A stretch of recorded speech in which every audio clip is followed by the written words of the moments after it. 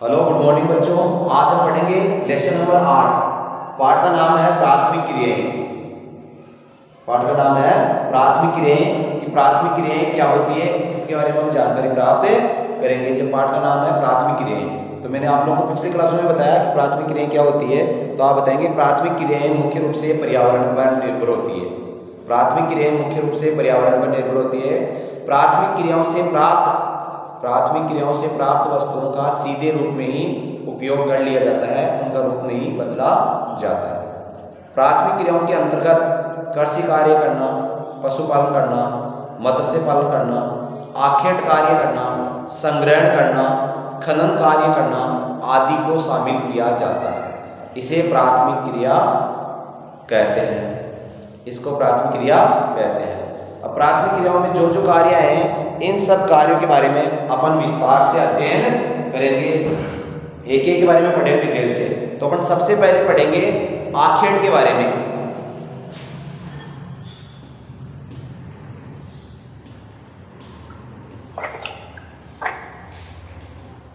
अपन सबसे पहले पढ़ेंगे आखेट के बारे में पढ़ेंगे कि आखेट का शाब्दिक जो अर्थ होता है वो होता है, आखेट का मतलब होता है शिकार करना। आखेट का जो अर्थ होता है वो है शिकार करना। ये तो हो गया इसका। अब अपन पढ़ेंगे इसकी डेफिनेशन कि आखेट किसे कहते हैं। आखेट का मतलब शिकार करना होता है। अब अपन इसकी डेफिनेशन पढ़ेंगे कि आखेट किसे कहते हैं। जब आपसे पूछे परीक्षा में कि आखेट किसे कहते हैं, तो आप आखेट के बारे में बताएंगे कि मानव का ऐसा व्यवसाय जिसमें जीवन यापन हेतु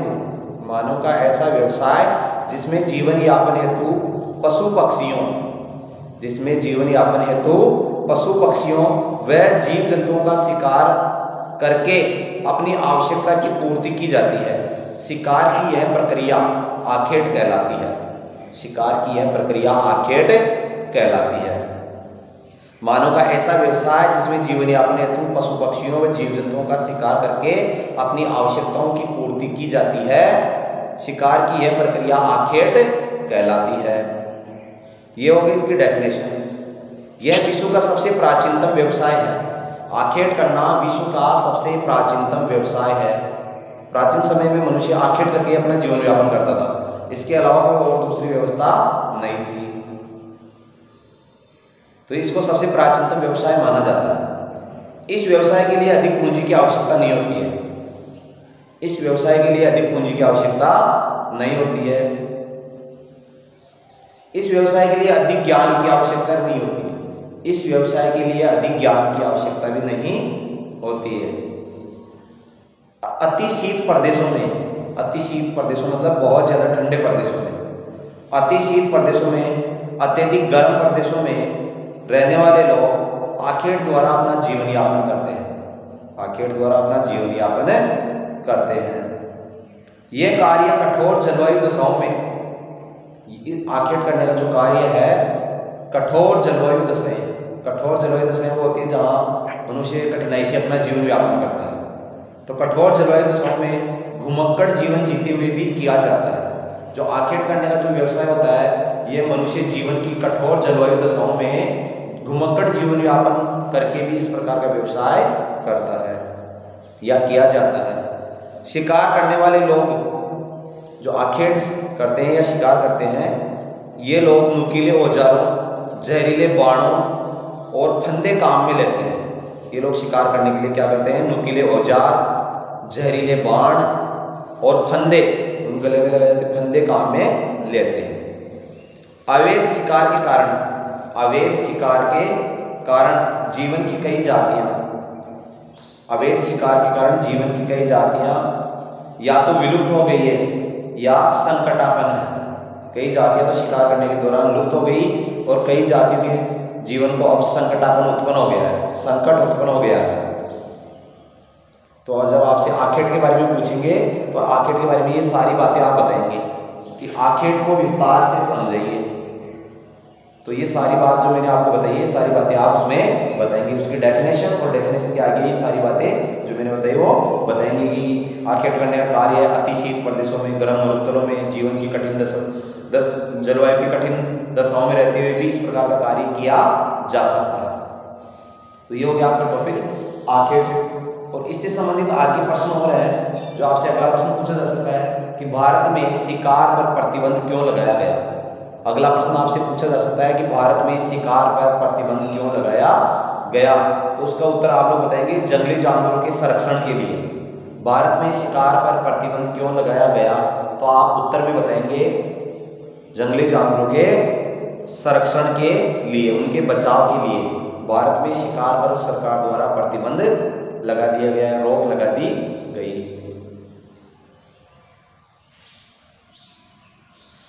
इससे संबंधित आर्किड से संबंधित अगला प्रश्न आपसे ये पूछा जा सकता है कि वर्तमान समय में विश्व के किन भागों में, वर्तमान समय में विश्व के किन भागों में आज भी आर्किड का कार्य किया जाता है।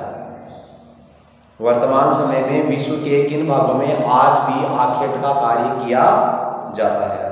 तो इसके उत्तर में आप बताएंगे कनाडा के टुंड्रा प्रदेश, कनाडा के टुंड्रा प्रदेश व टेंगा प्रदेशों में एस्किमो जनजाति द्वारा, अलग अलग जनजातियों द्वारा अलग अलग क्षेत्रों में आज भी शिकार किया जाता है। आपने लेसन नंबर 2 के अंदर एस्किमो जनजाति, बुशमैन जनजाति, गौड़ जनजाति, भील जनजाति, इन जनजातियों के बारे में आप लोगों ने पढ़ा कि वो जनजातियां आज भी जीवन की आदिम अवस्था में रहती है और अपना पेट भरने के लिए आज भी आखेट का कार्य और संग्रहण का कार्य करती है। तो उन्हीं कुछ जनजातियों के नाम फिर से इस प्रश्न के उत्तर में आएंगे। तो कनाडा के टुंड्रा प्रदेशों व टेंगा प्रदेशों में एस्किमो जनजाति द्वारा आज भी आखेट का कार्य किया जाता है। जो आप लोगों ने उनका आखेट पढ़ा था कि 2 प्रकार से लोग आखेट करते हैं, शीतकालीन आखेट और बसंतकालीन आखेट। उनके बारे में आप लोगों ने पिछले पाठों में जानकारी प्राप्त की। उत्तरी साइबेरिया में निवास करने वाली जनजातियां सेमोयडस, तुक, याकूत, मायत, चकची आदि। फिर है कालारी मरुस्थल में बुशमैन जनजाति द्वारा आज भी आखेट का कार्य किया जाता है। कांगो बेसिन में पिग्मी जनजाति द्वारा, मलाया में सेमांग व सकाई जनजाति द्वारा, बोर्निया में कुनाना जनजाति द्वारा और न्यू गिनी में पापुआन जनजाति द्वारा और अमेजन बेसिन में जीवारो व यांगवा जनजाति द्वारा। मैंने 7-8 जनजातियों के आपको नाम बताए। ये सब जनजातियां आज भी जीवन व्यापन करने के लिए आखेट का कार्य करती है, जिनके बारे में आप लोगों ने पिछले पाठ में जानकारी प्राप्त की। तो ये आखेट से संबंधित प्रश्न हो गए कि वर्तमान समय में विश्व के किन भागों में आज भी आखेट का कार्य किया जाता है। तो मैंने आपको 7-8 जनजातियों के नाम बताया कि किन क्षेत्रों में रहती है और आज भी आखेट का कार्य करती है। अगला जो टॉपिक है, प्राथमिक क्रियाओं में जो आने वाले जितने बिंदु थे उन सब बिंदुओं का विस्तार से अध्ययन करेंगे। जिसमें अपन ने पहला बिंदु लिया है आखेट, दूसरा बिंदु लेंगे अपन संग्रहण,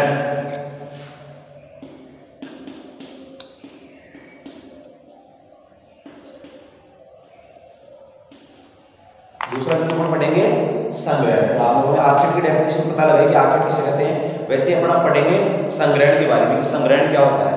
मानव की ऐसी आर्थिक क्रिया, मानव की ऐसी आर्थिक क्रिया जिसमें मानव जंगलों से, मानव की ऐसी आर्थिक क्रिया जिसमें मानव जंगलों से कंदमूल फल, जड़ों व पत्तियों आदि का संग्रहण करता है, उसे संग्रहण कहते हैं। मानव अपना जीवन यापन करने के लिए जंगलों से कंदमूल फल, जड़ों, पत्तियों आदि का क्या करता है, संग्रहण करता है।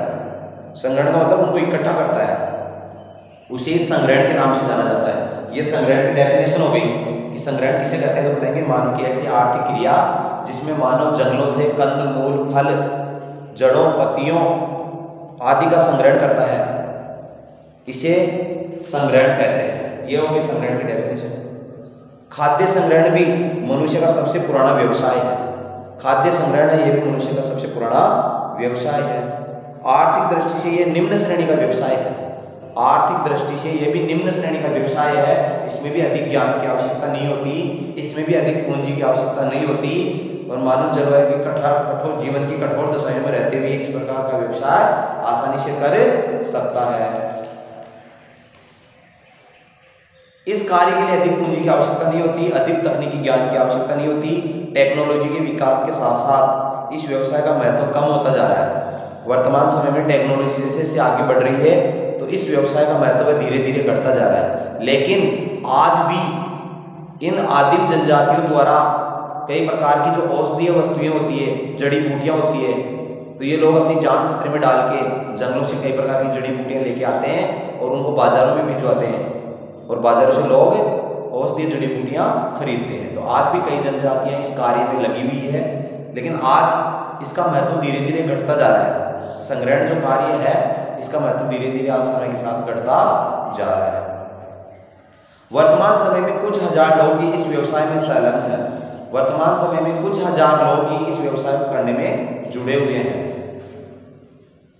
मानव अपनी आवश्यकताओं की पूर्ति के लिए इन वस्तुओं का संग्रहण प्राचीन समय से करता आया है। ये लोग कृषि नहीं करते हैं, पशुओं को भी नहीं पालते हैं और पर्यावरण को नुकसान नहीं पहुंचाते हैं। ये लोग कम मेहनत में प्राप्त होने वाली वस्तुओं का संग्रहण करते हैं। ये लोग क्या करते हैं, कृषि भी नहीं करते हैं, पशुओं को पालते भी नहीं हैं, उनको मारते भी नहीं हैं, पर्यावरण को भी नुकसान नहीं पहुंचाते हैं और कम मेहनत से प्राप्त होने वाली वस्तुओं का संग्रहण करते हैं, उनको इकट्ठा करते हैं और बाजारों में उनको बेचते हैं। तो यह आप लोगों ने जानकारी प्राप्त की संग्रहण के बारे में कि संग्रहण क्या होता है, मनुष्य किस प्रकार से संग्रहण करता है, पर्यावरण को भी नुकसान नहीं पहुंचाता है, पशुओं को पालता भी नहीं है, उनको मारता भी नहीं है, कम मेहनत से प्राप्त होने वाली वस्तुओं का संग्रहण करता है, किसी प्रकार का पर्यावरण को कोई नुकसान नहीं होता है। फिर आपसे इसी टॉपिक से संबंधित अगला प्रश्न आपसे पूछा जा सकता है कि विश्व के किन भागों में आज भी संग्रहण का कार्य किया जाता है।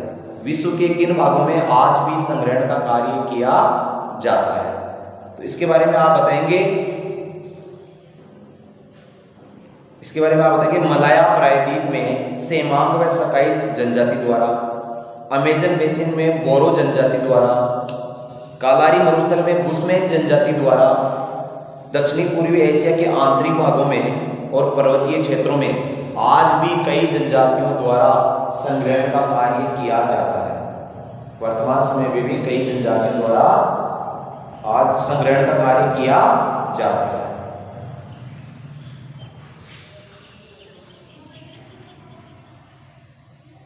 इसी टॉपिक से संबंधित अगला प्रश्न आपसे पूछा जा सकता है कि आधुनिक समय में भोजन संग्रहण का क्या महत्व है। आधुनिक समय में भोजन संग्रहण का क्या महत्व है। भोजन संग्रहण का मतलब जो संग्रहण टॉपिक है, जो खाने योग्य वस्तुएं होती है वो सब भोजन संग्रहण में आती है। तो आपसे पूछे कि आधुनिक समय में भोजन संग्रहण का क्या महत्व है। भोजन संग्रहण का क्या महत्व है, तो ध्यान से सुनो इसका उत्तर कि आधुनिक समय में भोजन संग्रहण का कार्य का व्यवसायीकरण हो चुका है। आज के अत्याधुनिक समय में भोजन संग्रहण का कार्य का व्यवसायीकरण हो चुका है। मतलब आदिम जनजातियों द्वारा जंगलों से जो भी कंदमूल फल एकत्रित किए जाते हैं उनका आज व्यवसायीकरण हो चुका है। वो चीज़ें आज बाजारों में बिकने लग गई है। पहले तो उन वस्तुओं को आदिम जनजाति के लोग अपना जीवन यापन करने के लिए, अपना पेट भरने के लिए रखते थे, लेकिन आज उन वस्तुओं की बाजार में डिमांड बढ़ चुकी है, इसलिए आज उनका व्यवसायीकरण हो चुका है। तो इस भोजन संग्रहण का महत्व बढ़ गया है, लोग बाजारों में डिमांड कर रहे हैं, औषधीय जड़ी बूटियों की डिमांड कर रहे हैं, तो उनका व्यवसायीकरण हो चुका है। तो आपसे यही प्रश्न पूछा गया है कि आधुनिक समय में भोजन संग्रहण का क्या महत्व है। तो आप बताएंगे आधुनिक समय में भोजन संग्रहण का महत्व बढ़ चुका है, इसका व्यवसायीकरण हो चुका है। ये लोग कीमती पौधों की पत्तियां, जो आदिम जनजाति के लोग हैं, ये कीमती जो पौधे होते हैं उनकी पत्तियां, छाल, औषधीय पौधों को सामान्य रूप से तैयार करके उन्हें बाजारों में बेचने का कार्य करते हैं। और विभिन्न वृक्षों की छाल का उपयोग औषधियां बनाने में किया जाता है, चमड़ा तैयार करने में किया जाता है। पत्तियों का उपयोग पेय पदार्थ, पौधों की जो पत्तियां होती हैं उनका उपयोग पेय पदार्थ जैसे चाय है, कॉफी है, पत्तियों का उपयोग पेय पदार्थ बनाने में किया जाता है। और पौधों से जो रेशे प्राप्त होते हैं उन रेशों का उपयोग कपड़े बनाने के लिए किया जाता है। जो पौधे के जो तने होते हैं, पौधों के जो तने होते हैं उन तनों का उपयोग रबड़ बनाने में, उनसे गोंद प्राप्त करने में किया जाता है। तो ये इस प्रश्न का उत्तर है कि आधुनिक समय में भोजन संग्रहण का क्या महत्व है। तो आप बताएंगे आधुनिक समय में भोजन संग्रहण के कार्य का व्यवसायीकरण हो चुका है। आधुनिक समय में भोजन संग्रहण कार्य का व्यवसायीकरण हो चुका है। ये लोग कीमती पौधों की पत्तियां, छाल, औषधियां पौधों को सामान्य रूप से तैयार करते हैं और विभिन्न वृक्षों की छाल औषधियां बनाने में, चमड़ा तैयार करने में काम आती है। पत्तियों का उपयोग पेय पदार्थ बनाने में, पीने योग्य पदार्थ बनाने में किया जाता है और रेशों का उपयोग कपड़े बनाने में किया जाता है और तने का उपयोग रबड़ व गोंद प्राप्त करने में किया जाता है। इस प्रकार आधुनिक समय में भोजन संग्रहण का महत्व दिन प्रतिदिन बढ़ता जा रहा है। ये होता है भोजन संग्रहण। भोजन संग्रहण में पौधों की पत्तियां, जड़ें, तना, छाल सब एकत्रित किया जाता है और इनको बाजारों में बेचा जाता है। तो इस प्रकार आपने देखा कि भोजन संग्रहण का वर्तमान समय में किस प्रकार से महत्व बढ़ता जा रहा है। आगे देखो, जो प्राथमिक क्रियाओं में जो अगला बिंदु आने वाला है वो है मत्स्य व्यवसाय, मछली पकड़ना। इसके बारे में अपन जानकारी प्राप्त करेंगे। तो तीसरा बिंदु है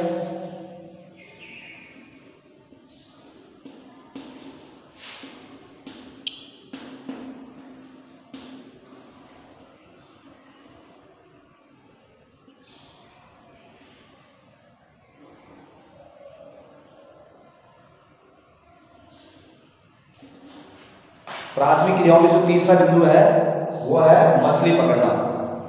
इसको भी प्राथमिक क्रियाओं में शामिल किया जाता है।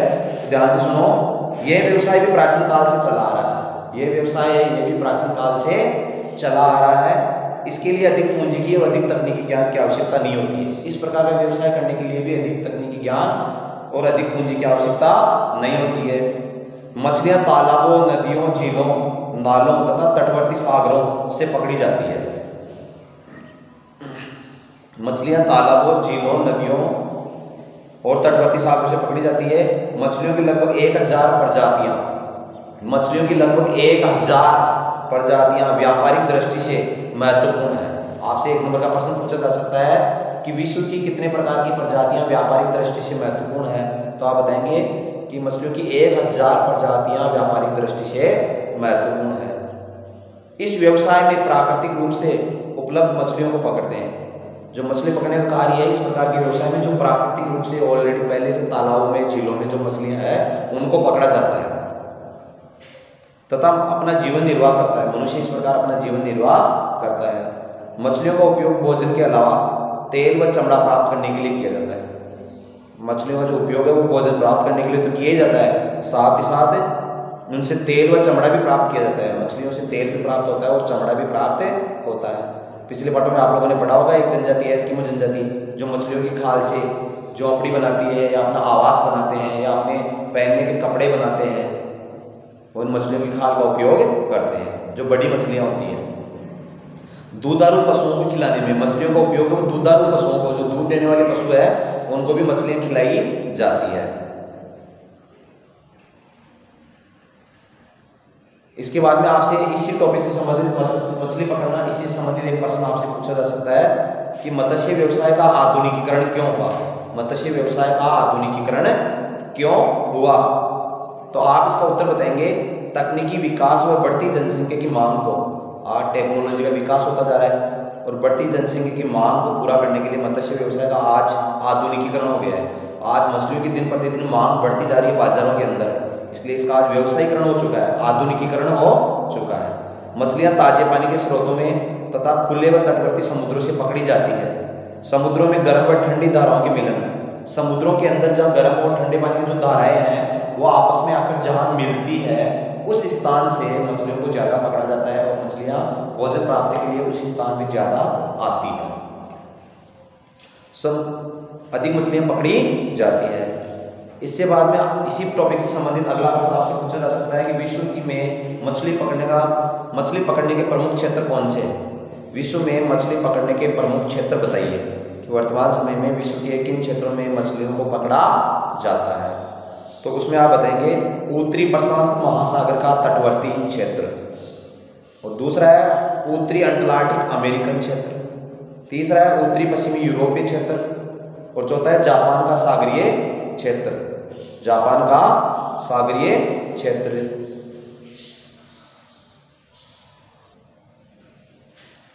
तो अगला टॉपिक पढ़ेंगे अपन है पशुचारण।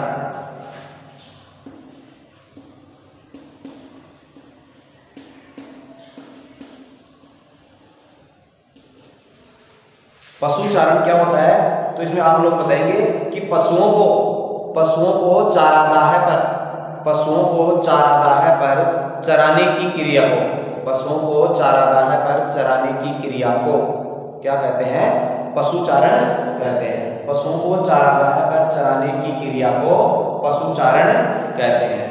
ये तो होगी इसकी एक डेफिनेशन। दूसरी डेफिनेशन और इसकी पशुचारण की दूसरी डेफिनेशन है, जो एक तो मैंने आप लोगों को बताई, पशुओं को चारागाह पर चराने की क्रिया को पशुचारण कहते हैं। दूसरी डेफिनेशन और बता रहे हैं आप लोगों को कि आखेट व संग्रहण, आखेट व संग्रहण रहने वाले मानव समूह ने, आखेट व संग्रहण का कार्य करने वाले मानव समूह ने जब यह महसूस किया, आखेट व संग्रहण करने वाले मानव समूह ने जब यह महसूस किया कि इस प्रकार से जीवन का भरण पोषण नहीं किया जा सकता, जो आदिमानव था जो आखेट करता था और संग्रहण करता था, उस व्यक्ति ने यह महसूस किया कि इस प्रकार से जीवन का भरण पोषण नहीं किया जा सकता, कि आखेट करने से और संग्रहण करने से जीवन का भरण पोषण नहीं हो सकता। उस आदिमानव ने महसूस किया कि इस प्रकार जीवन का भरण पोषण नहीं किया जा सकता, आखेट करने से और संग्रहण करने से जीवन का भरण पोषण नहीं हो सकता। तब मानव ने पशुपालन व्यवसाय के बारे में सोचा, तब मानव ने पशुपालन व्यवसाय के बारे में सोचा। विभिन्न प्राकृतिक दशाओं में, विभिन्न प्राकृतिक दशाओं में रहने वाले लोगों ने, विभिन्न प्राकृतिक दशाओं में रहने वाले लोगों ने मतलब अलग अलग क्षेत्रों में रहने वाले लोगों ने, उन क्षेत्रों में जहाँ लोग रहते हैं तो उन्हीं क्षेत्रों में पाए जाने वाले पशुओं का चयन करके, जो आदमी जिन प्रदेशों में रहता है वहाँ जो पशु पाए जाते हैं तो उन पशुओं का चयन कर लिया, तो उन पशुओं का चयन करके उनको पालना प्रारंभ किया। जो जंगली जानवर थे उनको पालना प्रारंभ किया, उनको पालतू बनाया। अतः विभिन्न प्रकार के पशुओं को मानव अपने भरण पोषण के लिए पालता है, तो इसे पशुचारण कहते हैं। मानव जिन प्रदेशों में रहता है उन क्षेत्रों में जो प्राणी पाए जाते हैं जिनसे मनुष्य को लाभ हो सकता है, मनुष्य ने उस प्रकार के पशुओं को पालतू बनाया, उनको पालने लगा और उनसे मनुष्य का भरण पोषण होने लगा, तो इसे क्या कहते हैं? पशुचारण कहते हैं। कि आखेट व संग्रहण पर निर्भर रहने वाले मानव समूह ने विचार किया कि इस प्रकार से जीवन का भरण पोषण नहीं किया जा सकता, कि आखेट व शिकार करने से, आखेट करने से और संग्रहण करने से जीवन का भरण पोषण नहीं किया जा सकता। तब मानव ने पशुपालन व्यवसाय के बारे में सोचा और मनुष्य जलवायु की जिन दशाओं में रहता है उन दशाओं में पाए जाने वाले जानवरों को पालतू बनाया, उनको पालने लगा और मानव अपने भरण पोषण के लिए इन्हें पालता है, तो इस प्रकार की प्रक्रिया को क्या कहते हैं? पशुचारण कहते हैं। तो ये तो हो गया पशुचारण के बारे में। फिर आपसे पूछे कि पशुपालन के वर्तमान समय में क्षेत्र बताइए, कि वर्तमान समय में पशुचारण किन क्षेत्रों में किया जाता है, तो आप बताएंगे उष्णकटिबंधीय घास के मैदानों में, उष्णकटिबंधीय घास के मैदानों में, शीतोष्णकटिबंधीय घास के मैदानों में, मरुस्थलीय क्षेत्रों में, थार का मरुस्थल है, अफ्रीका का मरुस्थल, कालारी मरुस्थल है, अरब का मरुस्थल है, पर्वतीय क्षेत्र है जहाँ आज भी पशुपालन किया जाता है। इन क्षेत्रों में क्या किया जाता है? आज भी पशुपालन किया जाता है। उष्णकटिबंधीय घास के मैदानों में, शीतोष्णकटिबंधीय घास के मैदानों में, मरुस्थलीय क्षेत्रों में, मरुस्थलीय क्षेत्रों में कौन कौन से क्षेत्र आते हैं? थार का मरुस्थल है, अफ्रीका का मरुस्थल है, अरब का मरुस्थल है, पर्वतीय क्षेत्र है। इन क्षेत्रों में आज भी पशुपालन किया जाता है। अगला प्रश्न आपसे पूछा जा सकता है कि उष्णकटिबंधीय घास के मैदान कहाँ स्थित है? उष्णकटिबंधीय घास के मैदान कहाँ स्थित है? तो आप बताएंगे ये घास के मैदान 5 डिग्री से 30 डिग्री अक्षांशों के मध्य स्थित है। उष्णकटिबंधीय घास के मैदान कहाँ स्थित है? तो आप बताएंगे 5 डिग्री से 30 डिग्री अक्षांशों के मध्य उष्णकटिबंधीय घास के मैदान स्थित है। यहाँ वार्षिक वर्षा का औसत है 100 सेंटीमीटर से कम रहता है।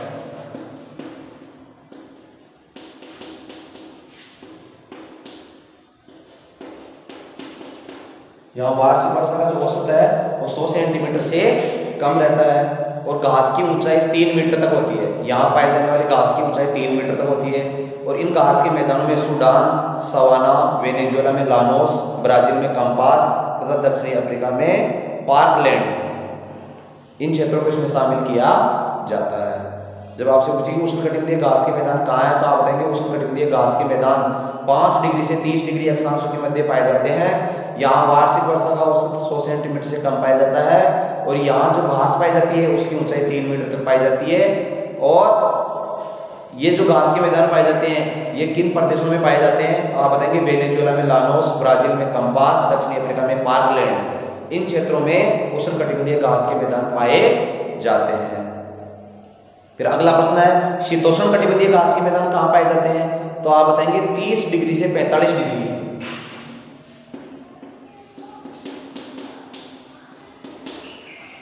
30 डिग्री से 45 डिग्री अक्षांश के मध्य शीतोष्ण कटिबंधीय घास के मैदान पाए जाते हैं। और यहाँ वार्षिक वर्षा का औसत 50 सेंटीमीटर से कम, 50 सेंटीमीटर से कम पाया जाता है या 50 सेंटीमीटर के लगभग रहता है। इन क्षेत्रों में पाए जाने वाली घास के मैदानों को डाउन्स के नाम से जाना जाता है। इन क्षेत्रों में पाए जाने वाले जो घास के मैदान उनको डाउन्स के नाम से जाना जाता है। और संयुक्त राज्य अमेरिका में पंपास तथा रूस में स्टेपीज के नाम से जाना जाता है। तो ये हो गए शीतोष्ण कटिबंधीय घास के मैदान। तो अगला टॉपिक है चलवासी पशुधन पालन और वाणिज्य पशुधन पालन क्या होता है। चलवासी पशुधन पालन और वाणिज्य पशुधन पालन क्या होता है। तो ध्यान से सुनो, चलवासी पशुधन पालन क्या होता है। ये जीवन निर्वाह का प्राचीनतम व्यवसाय है। जो चलवासी पशुधन पालन होता है ये जीवन निर्वाह का प्राचीनतम व्यवसाय है। चलवासी पशुधन पालन में कम पूंजी की आवश्यकता होती है। इस प्रकार के पशुपालन में अनेक प्रकार के पशुओं को एक साथ रखा जाता है। चलवासी पशुधन पालन में अनेक प्रकार के पशुओं को एक साथ रखा जाता है। इस पशुपालन में पशुओं की बीमारी पर विशेष ध्यान नहीं दिया जाता है। चलवासी पशुधन पालन में पशुओं की बीमारी पर विशेष ध्यान नहीं दिया जाता है। चलवासी पशुधन पालन में पशुओं को चारे व पानी के लिए एक स्थान से दूसरे स्थान पर लाया व ले जाया जाता है।